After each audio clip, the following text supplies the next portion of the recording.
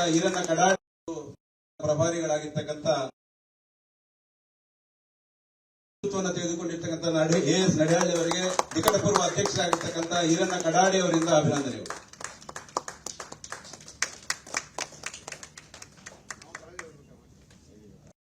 ರೈತ ಮೋರ್ಚಾದ ಪ್ರಭಾರಿಗಳಾಗಿರ್ತಕ್ಕಂಥ ರಾಜೀವ್ ಅವರು ಪ್ರಾಸ್ತಾವಿಕ ನುಡಿಗಳನ್ನ ಮಾತಾಡಬೇಕು ಅಂತ ಹೇಳಿ ವಿನಂತಿಯನ್ನು ಮಾಡ್ತೇನೆ.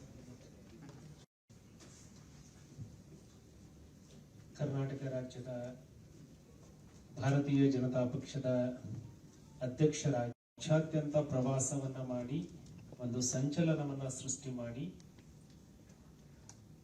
ಅತ್ಯಂತ ಪಾದರಸದ ವೇಗದಲ್ಲಿ ದರ್ಶಕರು ಸಂಘಟನಾ ಪ್ರಧಾನ ಕಾರ್ಯದರ್ಶಿಗಳು ಆಗಿರುವಂತಹ ಸನ್ಮಾನ್ಯ ರಾಜೇಶ್ ಜಿ ಅವರೇ,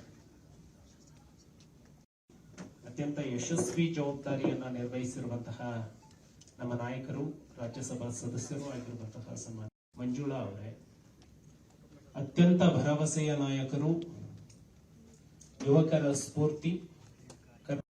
ಜಗತ್ತಿನಲ್ಲಿ ಏನೆಲ್ಲ ಬದಲಾವಣೆಗಳು ಆಗ್ತಾ ಇದ್ರು ತನ್ನ ಕಾಯಕದಲ್ಲಿ ನಿರಂತರವಾಗಿ ಸ್ವಾವಲಂಬಿ ಆಗಬೇಕು ಅನ್ನುವಂತಹ ಉದಾತ್ತವಾದಂತಹ ವಿಚಾರಧಾರೆ ಇಟ್ಕೊಂಡು ಈ ರೈತ ಮೋರ್ಚಾ, ಭಾರತೀಯ ಜನತಾ ಪಕ್ಷ ರೈತರ ಅಭಿವೃದ್ಧಿಗಾಗಿ, ಏಳಿಗೆಗಾಗಿ ಯಾವಾಗ್ಲೂ ಕಟಿಬದ್ಧವಾಗಿರುವಂಥದ್ದು.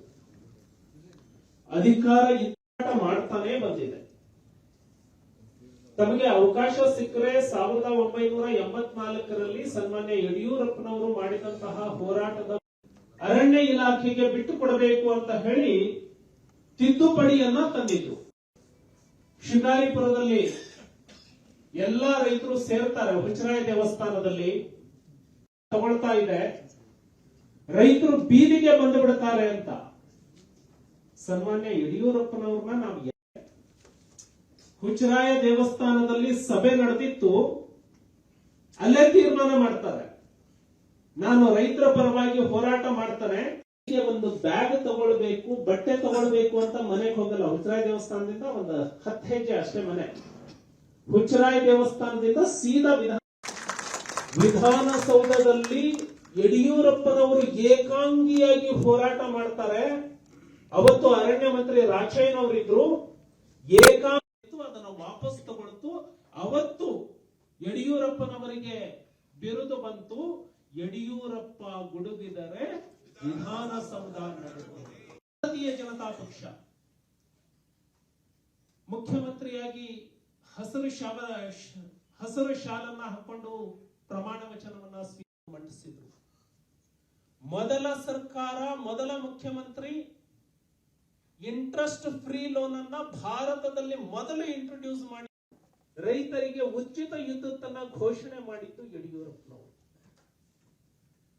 ಕೃಷಿ ಸಮ್ಮಾನ ಯೋಜನೆಗೆ ಪೂರಕವಾಗಿ 4,000 ಕೊಡ್ತೀನಿ ಅಂತ ಹೇಳಿ ಘೋಷಣೆ. ರೈತರ ಪರವಾಗಿ, ಮಹಿಳೆಯರ ಪರವಾಗಿ, ಕಾರ್ಮಿಕರ ಪರವಾಗಿ ಭಾರತೀಯ ಜನತಾ ಪಕ್ಷ ತೆಗೆದುಕೊಳ್ಳುವ ಜನತಾ ಪಕ್ಷದಲ್ಲಿ ನಮ್ಮ ನಾಯಕರಲ್ಲಿ ಇರುತ್ತೆ.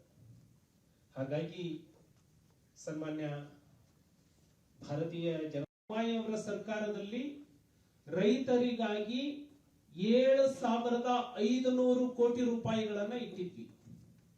ಫೆಬ್ರವರಿಯಲ್ಲಿ ಮಂಡಿಸಿದಂತಹ ಬಜೆಟ್ ನಲ್ಲಿ